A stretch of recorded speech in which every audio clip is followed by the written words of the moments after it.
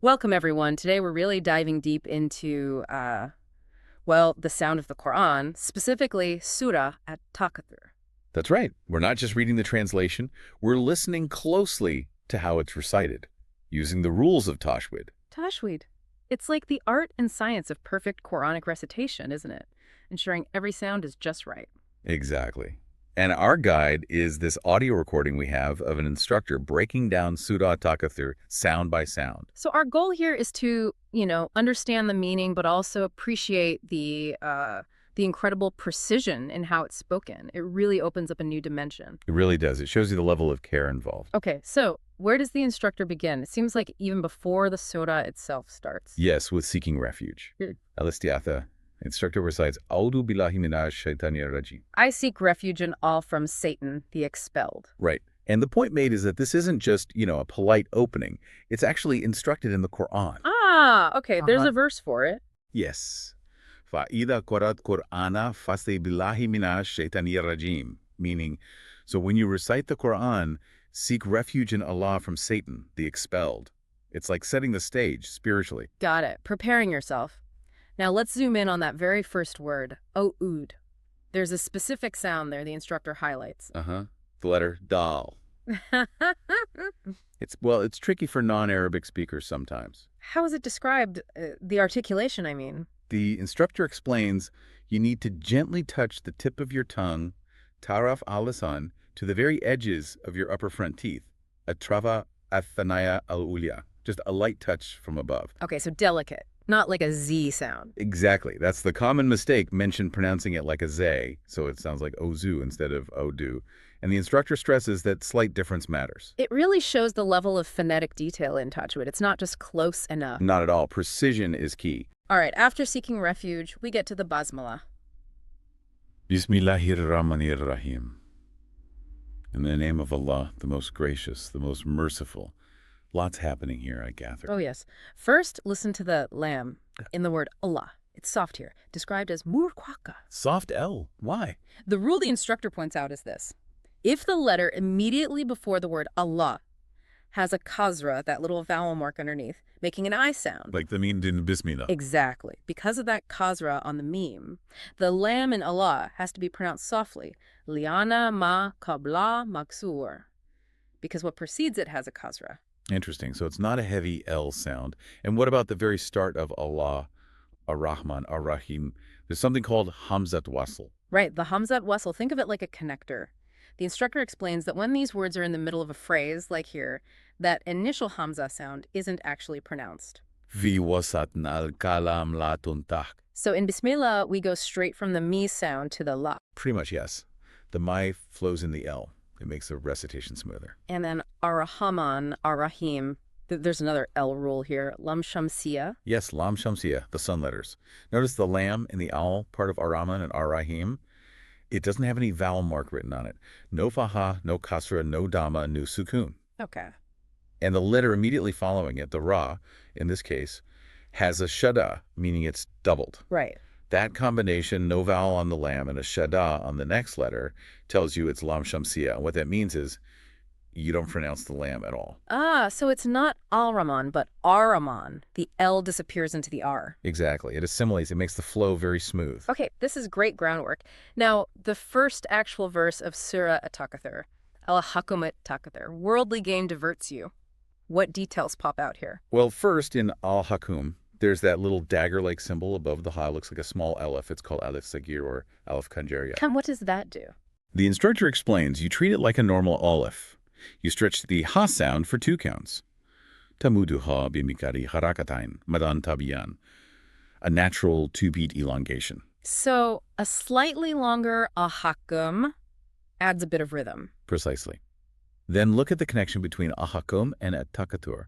We see those rules we just talked about again. The Hamzat Wasl and Lam Shamsiya. You got it. At the beginning of at-takathur, you have the definite article al. But because the ta is a sun letter, the lam is silent, and the Hamzat Wasl isn't pronounced because it's mid-phrase. Exactly. So the instructor points out, after the meme of ahakum, you jump directly to the ta of at-takathur. But meme namnanti Hamzat al-wasla wala lama shamsiya natakta mubasharatan. Creates that seamless link again. Very efficient. Okay, verse 2. Hatas irtumul makabir.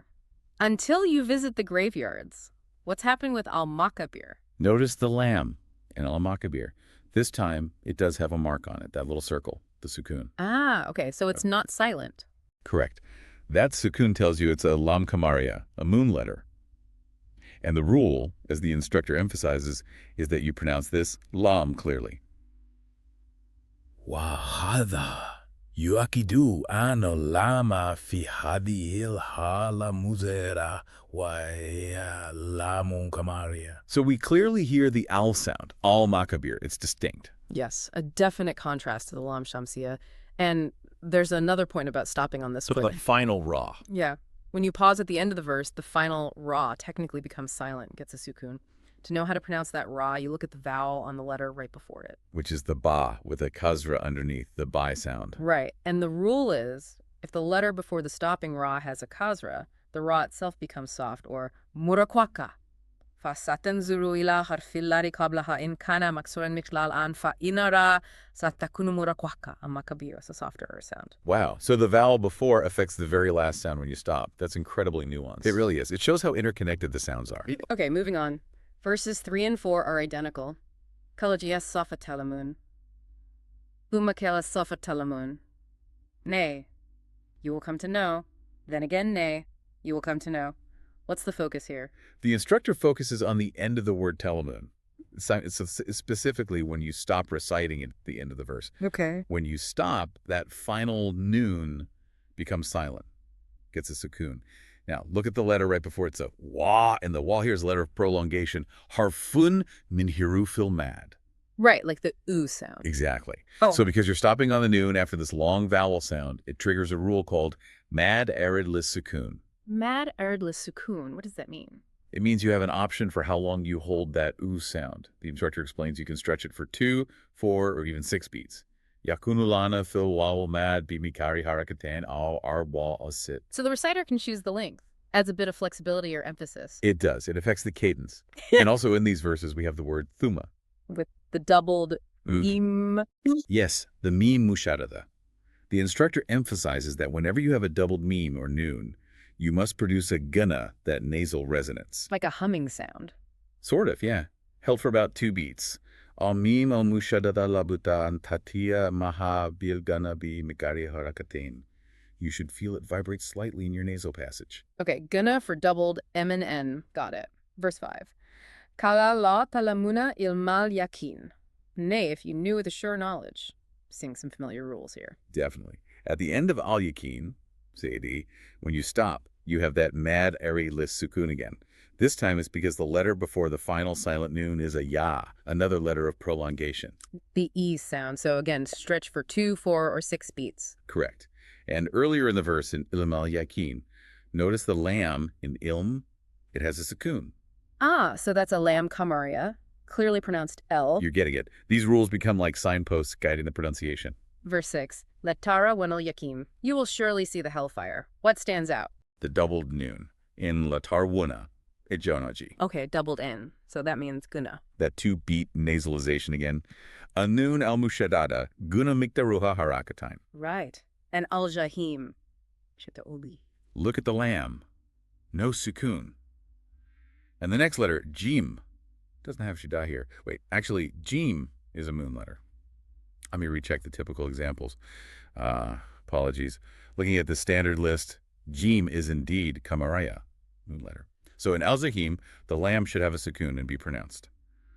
Let's assume the audio might emphasize the flow or there's a specific recitation nuance not fully captured in the summary notes provided earlier. Typically, al-jahim would have a clear lam. Okay. Maybe we focus on the confirmed rules. The guna in latarawuna is definite. Yes, absolutely. The guna on the double noon is a core rule. All right. Verse 7. Thuma latarawunaha ainal yakin.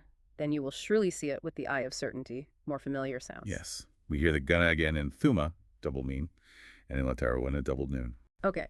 And in ainal yakin, ekatia, or the lam in al yakin. That one has a sukun. So it's lan kamaria, again, the pronounced L. Like the surah is reinforcing these patterns. It feels like that. Okay. The final verse, number 8. Thuma latus aluna yomaitin anin naim. Then on that day you will be asked about pleasure. This seems packed with rules. It really brings a lot together. You start with thuma guna on the doubled meme, then lada saluna guna on the double noon. Okay, got the gunas. Then yamaid. What's special there? It ends with tanween, specifically tanween kasra, indicated by the double marks under the dune, giving an in sound, which is essentially a hidden noon sakina. Now look at the word right after it. Inim, starting with ain. Ah, wait. Checking the provided outline source again, it says the tanween in yamahian is followed by the letter nun, from the word anin. Ooh. But enin starts with ain. Let's re-examine the Arabic. Ain't we... Ooh, I agree. A-ig. Okay, the outline seems mistaken here. The tanween in is followed by ain. Ain is one of the letters of is-her. Clear pronunciation. So the rule cited in the source material was slightly off.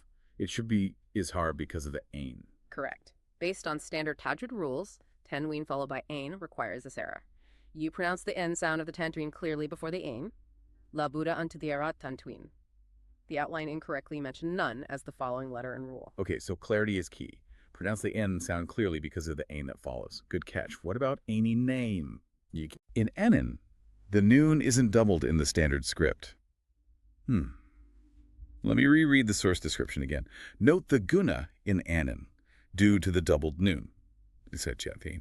This seems incorrect based on the standard spelling of an. However, perhaps the instructor is pointing out the connection into the next word, anim. Let's look there. Okay, anem. Right. Here we have the al definite article, and the noon is a sun letter, shamsiya. So the lam in al is silent, and the noon itself has a shada. Ah, a doubled noon. So there's the guna. Exactly. The guna is on the noon of anaim, not an anan. And the lam before it is shamsiya, so it's silent. You go from the ni of anan right into the nasalized n of anaim. Okay, so guna in thume, guna in letusaluna, clear tanween in yamedhin before the ain, and then lam shamsiya and guna in anaim. Quite a finale. It really showcases how these rules weave together. Listening to this breakdown, it really hits home how vital Tajweed is. It's not just about sounding nice, is it? Not at all. It's about authenticity, preservation. This incredible attention to detail, every length, every nasal sound, every point of articulation, it reflects such deep reverence for the text. And ensures it's transmitted accurately across time and space. Precisely. So reflecting on this, we've touched on, while seeking refuge, the specific way to say sounds like dal, how letters connect or stay distinct with Hamzat Wasl and the lam rules, Shamsiya and Kamiriya, the clarity of izhar, the resonance of guna, the flexibility of mad arid li sukun, all within just these 8 short verses. And understanding even a bit of this really does give you a whole new appreciation for listening to the Qur'an. You start hearing the layers, the structure within the sound itself. It absolutely does. And it makes you wonder, doesn't it? Thinking about this level of meticulousness, how might that kind of intense focus on the spoken word shape the way we understand or feel the impact of any important text, religious or not? Something to ponder, perhaps, about the power of precision and how we communicate.